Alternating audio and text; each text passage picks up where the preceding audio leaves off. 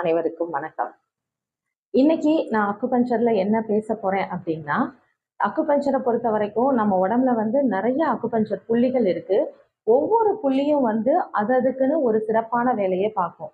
அப்படி பார்க்கும்போது நம்ம வரிசையா என்ன பார்க்க போறோம்னா, ஒரு புள்ளி, அந்த ஒரு புள்ளி வந்து எவ்வளவு சிறப்பு வாய்ந்தது, அது எந்தெந்த மாதிரி நோய்க்கெல்லாம் நம்ம பயன்படுத்தலாம், அதை ப்ரெஸ் பண்றது மூலமா, நீங்க வீட்டிலேயே வந்து இதை ப்ரெஸ் பண்றது மூலமாவே உங்களுக்கு எவ்வளவு ரிலீஃப் கிடைக்கும் அப்படின்ற விஷயத்தெல்லாம் வந்து நம்ம பார்க்க போறோம்.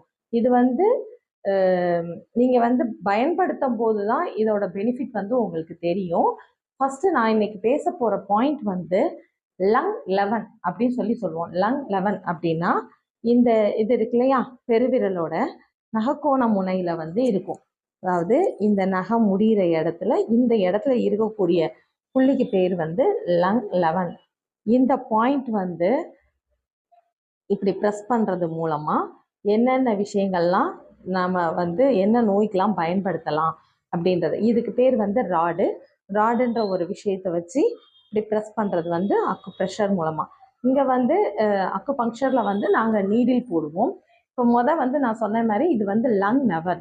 லங் அப்படின்னு சொல்லும் போது நுரையீரல்கள் ஃபஸ்ட்டு நமக்கு என்ன வேலை செய்யுது அப்படின்றத தெரிஞ்சுக்கிட்டாதான் இது இந்த பாயிண்ட் வந்து ப்ரெஸ் பண்ணும்போது நமக்கு என்ன வேலை நடக்கும் அப்படின்றது தெரியும்.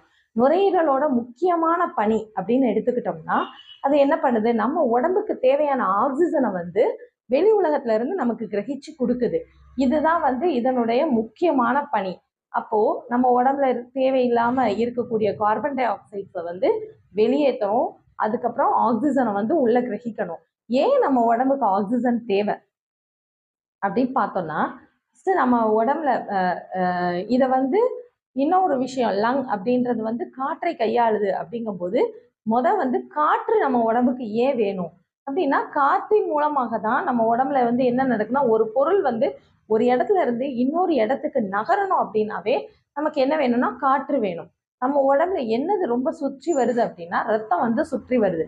அப்ப பிளட் வந்து சர்க்குலேட் ஆகணும் அப்படின்னாவே நமக்கு வந்து என்ன தேவை அப்படின்னா, நுரையீரலினுடைய பணி வந்து ரொம்ப சிறப்பா நடக்கணும். அப்பதான் வந்து பிளட் சர்க்குலேஷன் அப்படின்ற ஒரு விஷயம் வந்து ப்ராப்பரா வந்து நடக்கும்.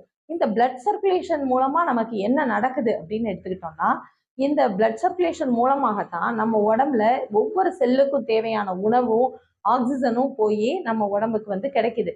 அப்போ இதெல்லாம் வந்து இப்போ ஒரு ஃபுட்டை வந்து நம்ம உடல் டைஜஸ்ட் பண்ணுது அப்படின்னா, அதுக்குமே வந்து நமக்கு என்ன தேவைன்னா ஆக்சிஜன் வந்து தேவை. அந்த ஆக்சிஜனை எடுத்துக்கிட்டு அது வந்து கார்பன் டை ஆக்சைடு அப்படின்ற ஒரு வாயுவை வந்து வெளியிடுது. அப்ப அந்த கார்பன் டை ஆக்சைடு வந்து என்ன பண்ணணும் அப்படின்னா, திரும்ப வந்து நுரையீரலுக்கு போய் நுரையீரல்ல இருந்து வெளியேறி திரும்ப வந்து ஆக்சிஜனா வந்து உள்ள கொடுக்கணும்.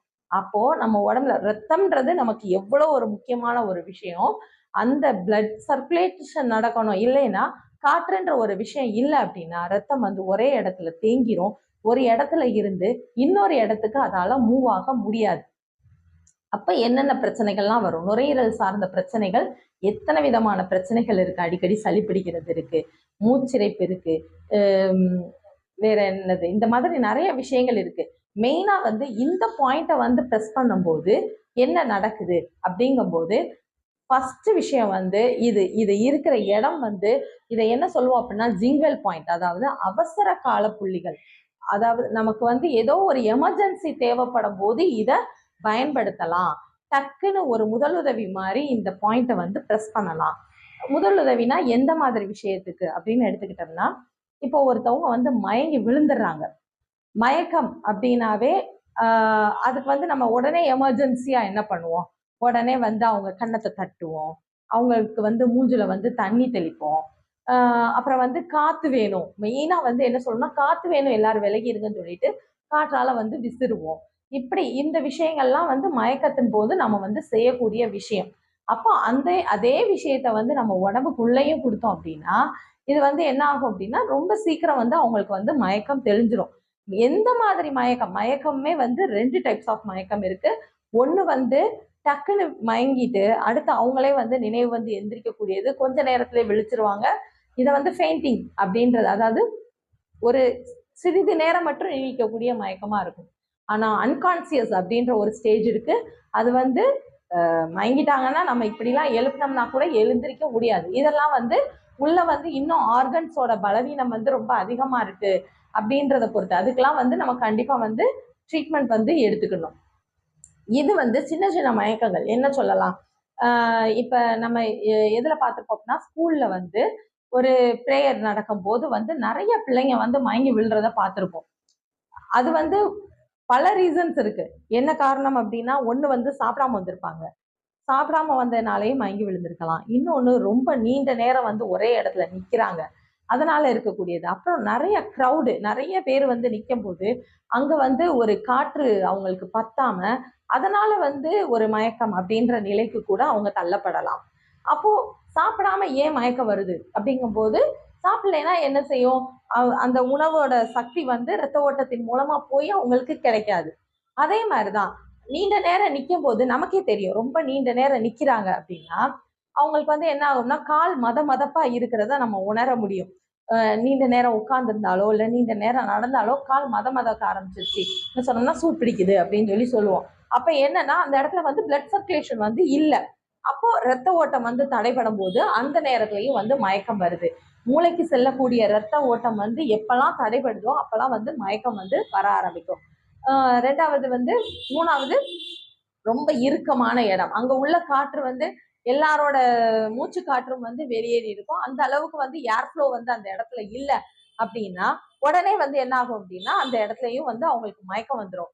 இது நிக்கும்போது இந்த விஷயங்கள் அப்படின்னா, அதிகமா ஓடுனாங்கன்னாலும், அதிகமா எக்ஸர்சைஸ் பண்ணாங்கன்னாலும், அப்பல்லாம் நம்ம என்ன ஃபீல் பண்ணலாம் அப்படின்னா, பிளட் சர்க்குலேஷன் ஓவரா இருக்கிறத, ஹார்ட் பீட் வந்து ரொம்ப ஓவரா இருக்கிறத நம்மளே ஃபீல் பண்ணலாம். குடு குடு குடுன்னு ஏதோ டப் டப் டப் டப்னு அடிக்கும். அப்போ அந்த மாதிரி நேரத்திலயும் வந்து பிளட் ஃப்ளோ ரொம்ப ஃபாஸ்டா இருக்கும் போதும் என்ன ஆகும்னா, அத தாங்க முடியாம சில நேரங்கள்ல வந்து மயக்கம் வந்துரும். இந்த மாதிரி மயக்கங்களுக்கெல்லாம் வந்து நம்ம உடனே பயப்படணும்னு அவசியம் இல்ல.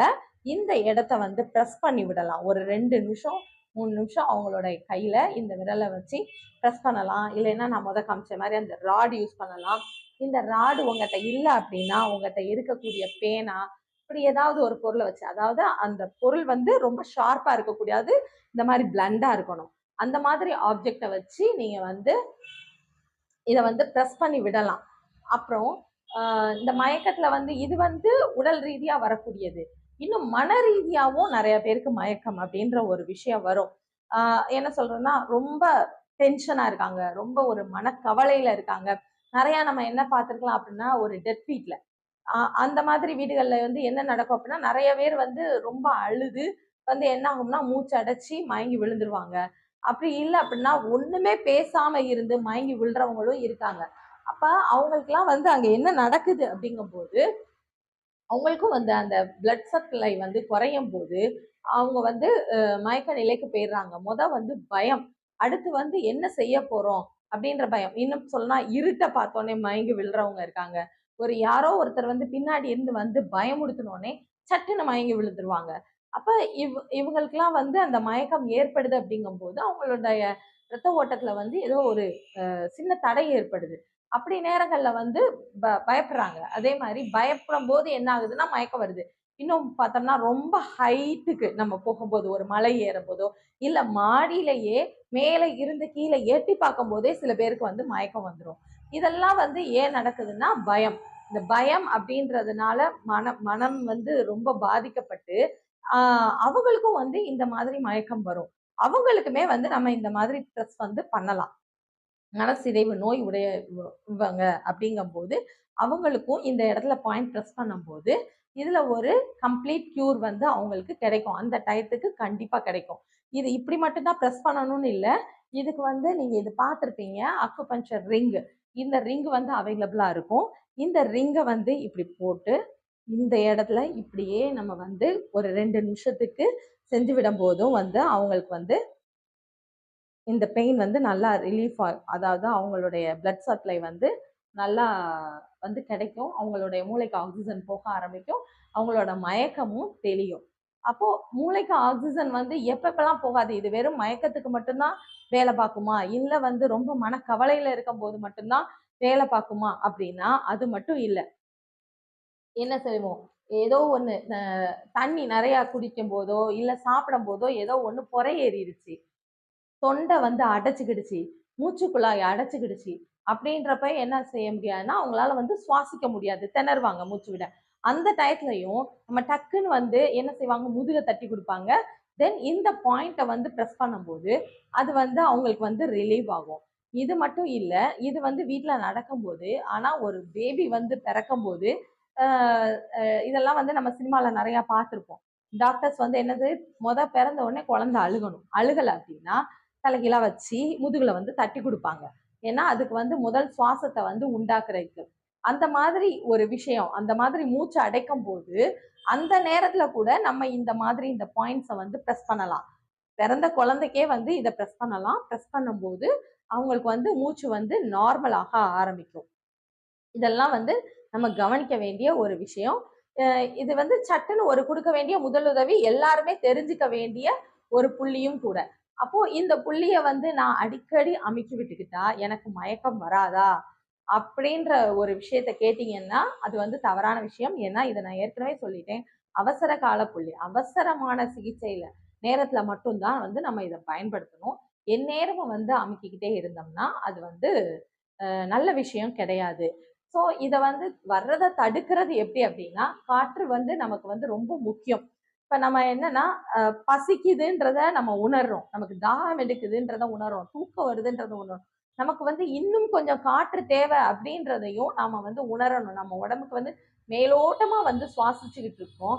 அப்போ ஒரு ஆழ்ந்த மூச்சு, ஒரு பிராணாயாமம் அப்படின்ற ஒரு விஷயத்த வந்து ரொம்ப இதா தெரியல அப்படின்னா கூட ஒரு இன்ஹேல் எக்ஸ்ஹேல் அப்படின்ற ஒரு விஷயத்த ஒரு டெய்லி ஒரு 5 மினிட்ஸ் ஆகுது உட்காந்து நம்ம பண்ணும்போது நம்மளுடைய பிளட் சர்க்குலேஷன் வெறும் 5 மினிட்ஸ் நம்ம ஒதுக்கும் போது நம்மளோட உடம்புக்கு வந்து அவ்வளோ ஆரோக்கியம் வந்து கிடைக்கும். நல்லா நம்ம எப்பவுமே வந்து நம்மளோட மூச்சை வந்து கவனிக்கணும். இரவு படுக்கும் போதுமே வந்து தூக்கம் வரல அப்படின்னா நம்ம மூச்சை வந்து ஆழ்ந்து கவனிச்சோம்னாவே தன்னால வந்து தூக்கம் வரும். அந்த ஆக்சிஜன் அப்படின்ற விஷயம் வந்து நம்ம உயிர் வாழ்றதுக்கு அவ்வளோ முக்கியமான தேவை. அப்போ இந்த விஷயங்கள் எல்லாம் நோட் பண்ணி நீங்க வந்து எப்பவுமே என்ன பண்ணணும் அப்படின்னா மூச்சு காற்றை வந்து சுத்தமா வச்சுக்கிறதுக்கு அப்ப நல்ல ஒரு என்வரான்மெண்ட்ல வந்து இருக்கணும். ஆஹ் அதாவது என்னது, ரொம்ப புகை வர்ற இடத்துல இந்த மாதிரி இடங்கள்ல எல்லாம் இருக்கிறத வந்து தவிர்க்கணும். இப்ப நம்ம வாகன புகை அப்படின்ற ஒரு விஷயம் பைபாஸ்ல எல்லாம் பார்த்திருப்போம். அந்த இடங்கள்ல எல்லாம் ரெண்டு பக்கமும் என்ன செஞ்சிருப்பாங்கன்னா செடிகள் வந்து நட்டிருப்பாங்க. ஏன் அப்படின்னா அந்த அரளி செடி அது வந்து அந்த செடிக்கு வந்து என்ன தன்மை உண்டு அப்படின்னா இந்த கார்பன் டை ஆக்சைடு அந்த வாகனங்கள்ல இருந்து வரக்கூடிய அந்த கரியமில வாயுவை வந்து அப்சர்வ் பண்ணிக்கக்கூடிய தன்மை வந்து அதுக்கு இருக்கு. அப்போ என்விரான்மெண்ட்டை கிளீனா வச்சுக்கணும் அப்படின்னா நம்ம ஃபர்ஸ்ட் என்ன பண்ணணும், திரும்ப மரங்கள் நடணும், நம்மளும் இருக்கக்கூடிய இடங்களை வந்து சுத்தமா வச்சுக்கிடணும். ஆஹ் இதெல்லாம் ஃபாலோ பண்ணும்போது நம்ம நம்மளுடைய ஹெல்த்தை பார்த்துக்கலாம். எது எதுக்கெல்லாம் நம்ம பார்க்குறோம் அப்படின்றது வந்து என்னன்னா மன குழப்பத்தினால மயக்கம் வர்றவங்களுக்கு இதை யூஸ் பண்ணலாம். நார்மலா வந்து சாப்பிடாம தண்ணி குடிக்காம இந்த மாதிரி இருக்கிறவங்களுக்கு யூஸ் பண்ணலாம். வலிப்பு நோய், வலிப்பு நோய் அப்படிங்கிறதும் வந்து என்ன செய்யும் அப்படின்னா மூளைக்கு போற ரத்த ஓட்டம் குறையிறதுனால அந்த ரத்தத்தை வந்து உடம்புல இருந்து இழுக்கிறதுக்காக தான் வந்து நமக்கு கை கால்ல இருந்தெல்லாம் வந்து ரத்தத்தை வந்து இழுக்க ட்ரை பண்ணும். அந்த நேரத்துல தான் வந்து இந்த மாதிரி வலிப்பு நோய் அப்படின்ற ஒரு விஷயம் வந்து நமக்கு வருது. அப்புறம் ஒரு யாருக்கோ ஒருத்தவங்களுக்கு மூச்சு அடைச்சுக்கிடுச்சு சாப்பிடும் போது அந்த மாதிரி விஷயங்களுக்கும் வந்து நம்ம ஒரு ஏதோ ஒரு அதிர்ச்சியான விஷயத்த கேட்டோம் ஸ்டன் ஆகி மூச்சு விடாம அப்படி இருக்காங்க அப்படிங்கும் போதும் இந்த பாயிண்ட ப்ரெஸ் பண்றது மூலமா அவங்கள வந்து இதுல இருந்து மீட் எடுக்க முடியும். இதை வந்து நீங்க கண்டிப்பா வந்து வீட்டுல ட்ரை பண்ணி பாருங்க. அவசர காலங்கள்ல யூஸ் பண்ணி பாருங்க. மேலும் இது போல பயனுள்ள தகவல்கள் உங்களுக்கு அடுத்து வரும். நன்றி, வணக்கம்.